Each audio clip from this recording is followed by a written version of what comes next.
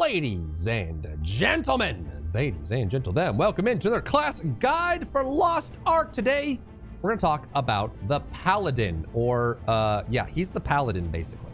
So we're going to be a Holy Knight in other regions, but for the Western release, North America and Western Europe, it is the Paladin. So the Paladin is a warrior subclass. What we're going to do, for this guide is we're going to go through the game design, the mechanics, the gameplay, the decision making you have with this class. We're going to go over just the details of how it works and what you can expect when you get to endgame. We're playing on the Russian client with my Holy Red Paladin here, and we're just gonna go over those basics. What this guide will not be is not a long form advanced guide. I'm not going to go over the meta because the meta is different based on whether you're in the Korean, Japanese, or Russian regions. And I'm willing to bet that in Western Europe and North America, we'll get new emergent gameplay, we'll get new builds, new metas.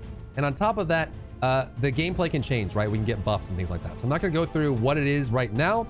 I'm just going to tell you what tools are available in your toolkit, go over all the mechanics, how it works, how they fit into groups, and hopefully help you decide whether you're going to main the Paladin or not. But first, if you have any questions or comments for me, you'll find me live every day on twitch.tv/Drybear. Who knows? I might even be streaming right now.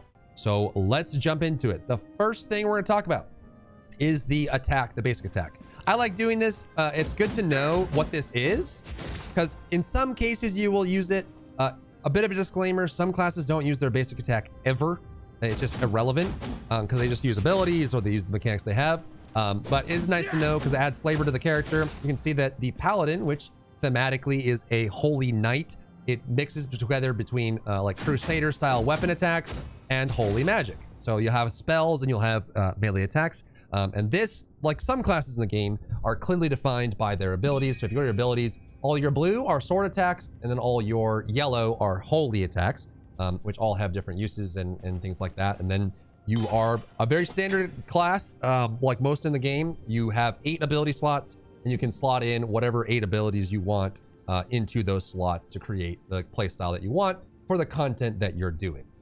So the identity, the class passive, is a mechanic set that's unique to that class. Every class has one, and it helps define the class fantasy, if you want to use the forbidden words to define that class. The Paladin has, I guess this is the piety meter. I don't know what's going to be called when it's fully translated or it goes to the West. But the way this works is as you attack, you fill up this meter, and so you'll be able to fill it up, and then you can spend it in 2 different ways. Either by going blue, which again is your Crusader weapon attacks.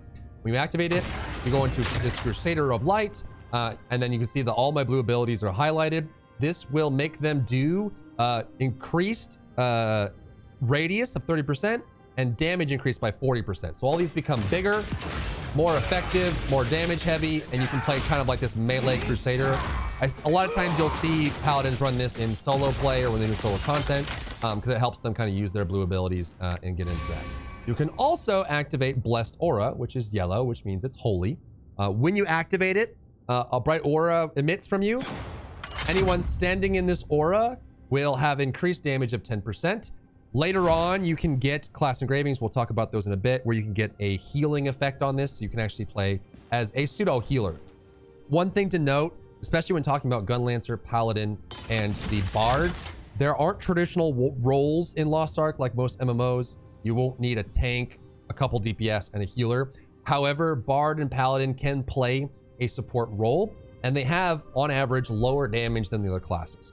It doesn't mean they don't deal damage, and you can see by the meter, you have to fill up your meter by attacking anyway. So everyone attacks, everyone's a DPS, everyone contributes, but the Paladin and the Bard can provide shields. The Bard has a lot of buffs, the Paladin has a lot of shields and healing that helps keep people safe, which can be very effective and in many cases are viewed as support classes.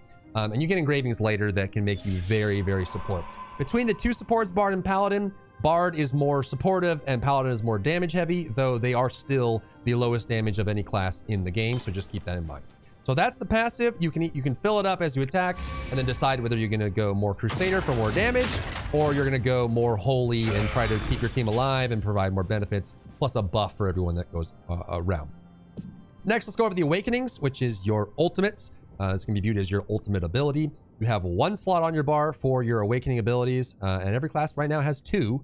You'll get access to 1 at level 50, and then you'll have to unlock the other one after doing an awakening quest. It's about 4 hours. You get it done, you unlock it, and you get it. So the first one is your offensive one. In PvP and PvE, you equip one of them and you use it in combat. And then this is what this one looks like. So you activate it and you do this, like this big sword attack that explodes and does holy damage. This is the first one you'll get access to. It does a bunch of damage. It's actually pretty consistent in the damage it does. If the target can be CC'd, they'll be knocked up. And then you'll be able to have some modifiers that go into that and things that work with that as well. The second one is your support ultimate. So you actually need to get to level 50, unlock your first awakening, then do your awakening quest to get your second, to get your support ultimate.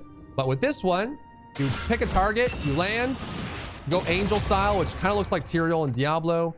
And then when you land, you will deal damage to targets around them and knock them up if they're able to be CC'd. But then you'll surround yourself and allies around that area with a shield for 10 seconds that absorbs 80% of the paladin's health. So you can see that if there's, you can see how this is super support heavy, right? If you see a big attack coming in, either in PvP or PvE, you can activate this and plan it so that you land on your teammates and apply this big fat shield that absorbs damage so they don't take any damage. And you deal damage to enemies in the area. So you combine that with your buffs, you can activate shields, and you can get some really, really cool combos. And honestly, I think Paladin, it's one of the newer classes they introduced, so they have just gorgeous special effects. Everything hits really hard and feels really good, and does, it's a fun class to play if you like that Paladin aesthetic. I think they nailed it with that. So that's all the basics for the class. The last thing we're gonna cover to keep this guide short, we're going to go over the engravings. So there are tons of endgame systems. We're not going to go through all of them on how you customize your playstyle and your build for your character at endgame.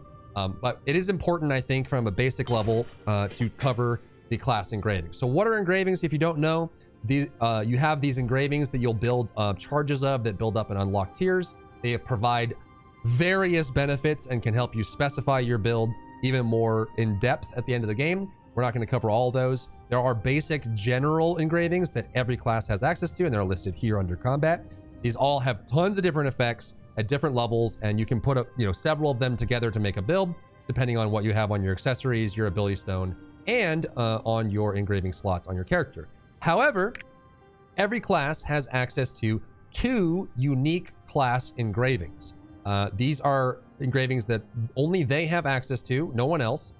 And they are usually very build defining. They change how you play the character quite significantly. And the reason I want to cover these in these overview guides is because I think it's good to know what you're heading towards at endgame, because it will change how you play the character when you get there. Most classes have 2 very polar opposite class engravings that you usually only use one of them. Some classes use both because they're kind of just stat boosters or stat sticks. But these are the Paladin ones that you should be aware of that you'll get when you get to endgame. The first one is Healing Faith. So remember this blessed aura that we had, which is the yellow here. When you have this engraving equipped, which is a permanent passive, while you have enough engraving stats for it, the Paladin and his allies take 20% less damage at the highest level and restore health at a rate of 2% of their maximum health every 1.5 seconds. So when you build up your piety meter and you activate this aura that gives everyone damage, now while you have that engraving active, you will give damage reduction on top of the bonus damage, and you will pulse a percent HP constant regenerative heal. And that's why people really love partying with paladins and bards, is because if you mess up and you get hit by a mechanic, it's more forgiving because they're constantly giving you shields and healing you, and you can kind of feel like you're in that role of getting health. So what you'll do if you want to play support is you'll have to get your second awakening, your awakening, your support ultimate, and then you'll get to higher level past 50 up to 50, and you'll get Healing Faith as your awakening. The other one is, as you'd expect, the opposite. Using fencing skills fills your faith bar 100% faster, and their damage increases by a 25% in max rank. The special skill Warrior of Light also lasts twice as long, and that's this one, which is basically, if one is for this, to heal your teammates and have an aura, the other is for all your blue skills, and you play this usually in solo content, and you use it to increase your Crusader abilities, your weapon attacks, and all that kind of stuff. So if you want to play more of a DPS oriented Paladin, which in some content you will, in solo content you definitely will, and you'll kind of figure out where you want to use that build, you can, and it is quite effective. It's still not going to be, you know, at the highest tier of damage because Paladin and Bard still do less, but it is an option if you want to play that way. You certainly can. And that's Paladin. Pretty straightforward. I think the effects are gorgeous. It looks very, very good. Super satisfying, and it is one of the 2 classes in the game that can play a support role and actually help their team rather than just kind of being a good player and hitting, you know, doing mechanics, that kind of thing. Super tanky, very flexible, and, you know, being a pseudo support, they are very highly sought after. People love partying with Paladins in general. So I hope this guide helps you decide whether you're going to main Paladin or not, and enjoy your Lost Ark journey. Let's go to the next class. If you enjoyed yourself today, leave a like down below. You can support me and my work on Patreon and view Patreon exclusive content, link in the description. Thank you so much for tuning in, and I'll see you in the next one.